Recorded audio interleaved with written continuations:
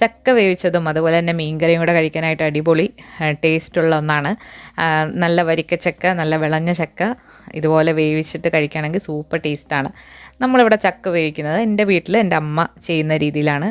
ഒരു special ingredient ഒക്കെ ചേർത്തിട്ടാണ് എൻ്റെ അമ്മ ചക്ക വേവിച്ചെടുക്കുന്നത്. അപ്പോൾ ഒരു പ്രത്യേക രുചിയാണ്. അപ്പോൾ അതെന്താണെന്ന് ഈ വീഡിയോയിൽ ഞാൻ പറയുന്നുണ്ട്. അപ്പോൾ എല്ലാവരും വീഡിയോ അവസാനം വരെ കാണുക.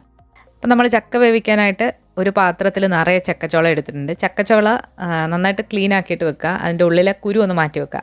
കുരു വെച്ചിട്ട് പല ഐറ്റംസും ഉണ്ടാക്കാം. ഇതിലും കുറച്ച് കുരു വേണമെന്നുണ്ടെങ്കിൽ ഇടാം.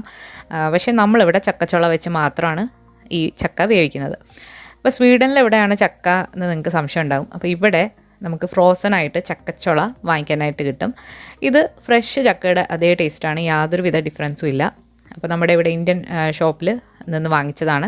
നമ്മളിതിന് മുൻപ് നമ്മളൊരു വ്ളോഗിൽ പറഞ്ഞിട്ടുണ്ട്. സ്പൈസ് ഓൺ വീൽസ് എന്ന് പറഞ്ഞ് ഒരു ഓൺലൈൻ ഗ്രോസറി ഷോപ്പുണ്ട്. അപ്പോൾ അവിടെ നിന്നാണ് ഞാനത്